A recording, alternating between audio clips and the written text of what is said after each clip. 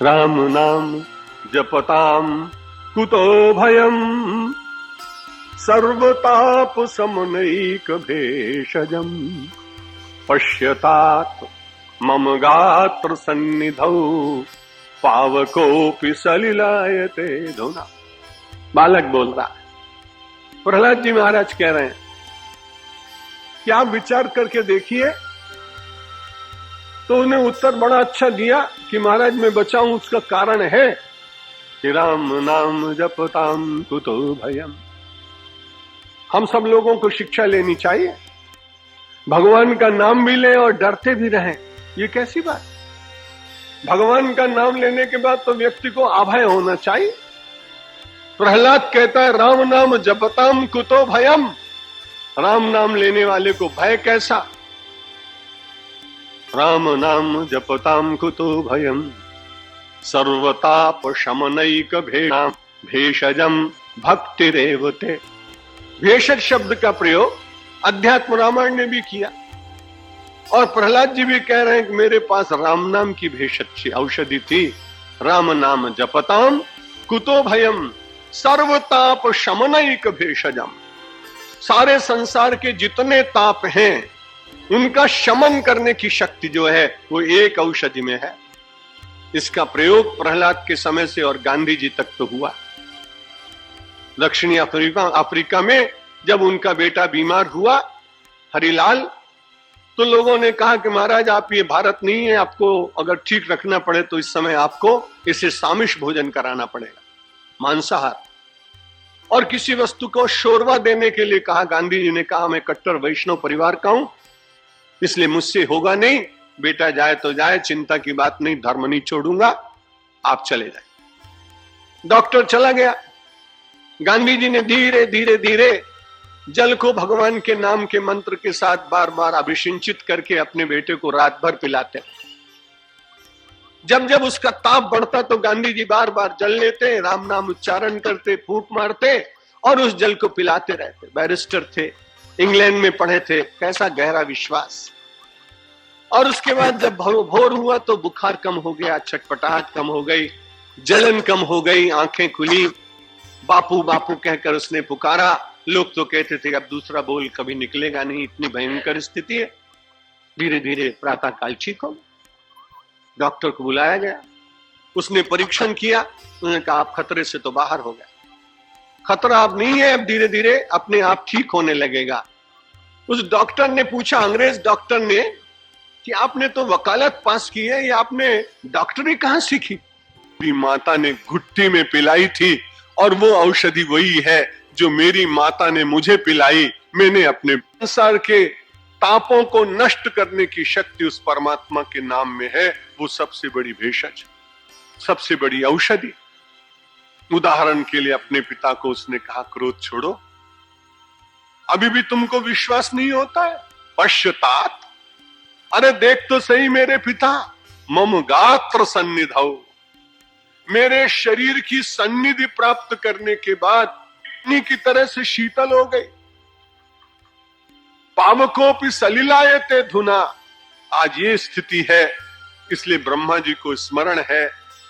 वे भगवान से प्रार्थना करते हुए कहते हैं तस्तुत्पाद कमले भक्तिरेव सदास्तु में संसारमय तप्तानाम भेषजम भक्तिरेवते। दूसरा भक्त कहता है कि नहीं नहीं, मुझे भक्ति के अतिरिक्त कुछ चाहिए नहीं।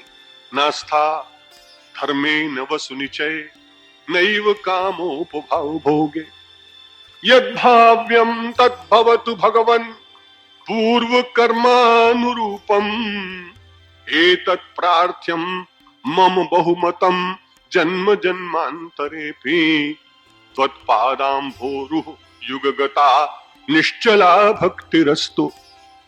बस मैं तो एक ही बात मांगता हूं, निश्चला भक्तिरस्तु, अचल भक्ति मुझे प्राप्त हो।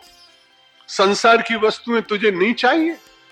वो भक्त भगवान से प्रार्थना करता है नास्था धर्मे न वसुनिचय, मुझे धर्म में भी आस्था नहीं है, क्योंकि जब भक्ति में आस्था हो गई तो भक्ति तो धर्म का स्वरूप ही है। इसलिए अलग से धर्म करने का कोई कारण दिखाई नहीं पड़ता है। भक्त का आचरण अपने आप ही धर्म बन जाता है। उसकी प्रत्येक क्रिया के भीतर से लोग धर्म का संदेश प्राप्त करने का यत्न करते हैं, इसलिए धर्म की निंदा नहीं कर रहा है। धर्म की महिमा तो भक्ति के भीतर समाविष्ट है, इसलिए वो कहता है नास्था धर्मे न वसुनिचय। संसार की धरती में जितने भी वसुंधरा में प्राप्त होने वाली धातुएं हैं, स्वर्ण है, रजत है, हीरा है, मणिमाणिक्य है, मोती है, ये कुछ नहीं चाहिए। नास्था धर्मे न वसुनिचय नैव कामोपभोगे। और संसार की कामनाओं का उपभोग करने के लिए भी कोई बड़ा सुख नहीं चाहिए, क्योंकि मैं जानता हूं कि इनका उपभोग करने वाले भी बाद में दुखी तो होते हैं। जब वियोग होता है, छूट जाते हैं, शारीरिक शक्ति नहीं रहती, नाना प्रकार के और रोगों और उपद्रवों से पीड़ित हो जाता है व्यक्ति, तो भी वो छूटते हैं और उसके बदले में निरंतर उनके चिंतन के द्वारा उत्पन्न होने वाला विषाद दीमक की तरह से उस व्यक्ति को निरंतर खा जाता है, समाप्त कर देता है। नास्था धर्मे न वसुनिचय नैव कामोपभोगे। तो किसी ने पूछा फिर तुम रहोगे कैसे? तुम्हें कोई चीज चाहिए नहीं तो जीवन चलेगा कैसे? उसने कहा भरोसा बहुत है, यद भाव्यम तद भवतु भगवन पूर्व कर्मानुरूपम। उसने कहा भगवान जो कुछ होना है होने दीजिए, क्योंकि जो कुछ भी होगा वो सब मेरे द्वारा ही तो किया होगा। उसमें आपकी करुणा निश्चित रूप से, जहां सदाचार है, सत्व सात्विकता है, वहां आपके करुणा और अनुग्रह का अंश तो है, लेकिन जीवन में जितनी भी घटनाएं प्रायः घटती हैं वे सब मेरी ही अपनी रचना होती, व्यक्ति की अपनी रचना होती है। क्योंकि जो कुछ भी आप दिखाई पड़ रहे हैं, अंग्रेजी में एक छोटी सी पंक्ति मैंने कभी पढ़ी थी, man of today is the result of million repetition of thoughts and actions.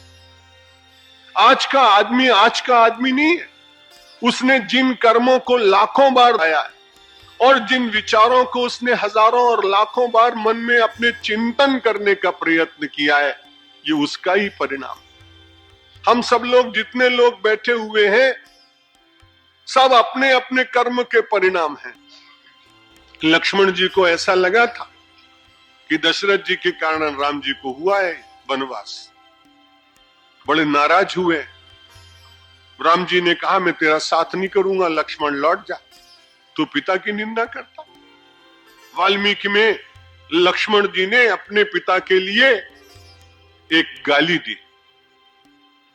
Treta में कोई किसी को गाली देता नहीं था, लेकिन भक्ति के अतिरेक में लक्ष्मण के मुंह से अपने पिता दशरथ के लिए राम जी के सामने कहा, महाराज उसने आपको वनवास दे दिया, आपका कोई अपराध नहीं था, मेरा पिता बड़ा स्त्रैण है, जोरू का गुलाम। भाई सीधा अर्थ तो इसका यही होता है, क्योंकि हमने तो ये अपने शब्दकोश में पढ़ा देखा कि स्त्रैण शब्द का अर्थ क्या होता है, जो पत्नी की दासता स्वीकार कर ले। उन्होंने कहा मेरा पिता पूज्य तो है, लेकिन उसने अपनी पत्नी की दासता स्वीकार कर ली और आपको जंगल में भेज दिया।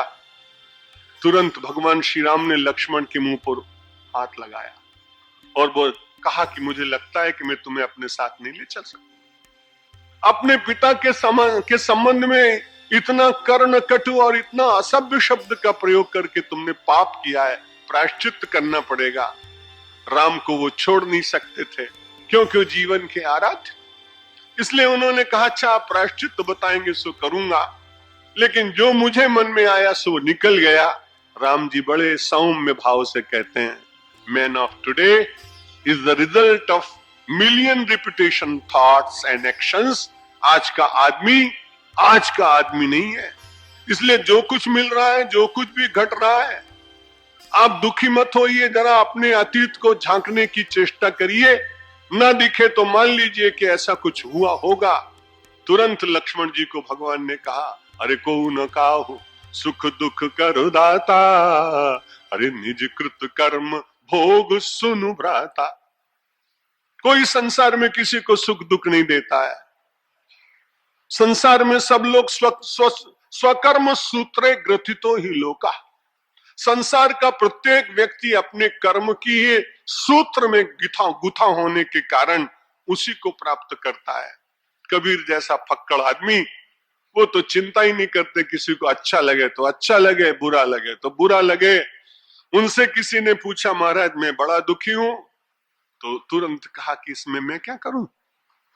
बोले महाराज मैं बड़ा दुखी हूं, कोई उपाय बताओ। बोला उपाय बताऊं कि करता था सो क्यों किया, ओ अब कर क्यों पछताए, ओ बोया पेड़ बबूल का तो आम कहां से खाए। बबूल के पेड़ बोए तो आम कहां से मिलेंगे। इसलिए बहुत सावधान होकर हमें और आपको संसार में रहने का यत्न करना है।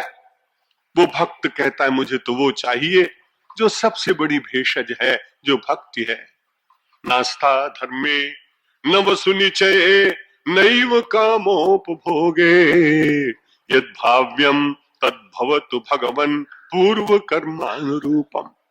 जो कुछ होना हो महाराज होने दीजिए मेरे प्रभु, मेरे पूर्व कर्म का जो जन्म के कर्म का फल है वो तो मुझे ही भोगना है ना।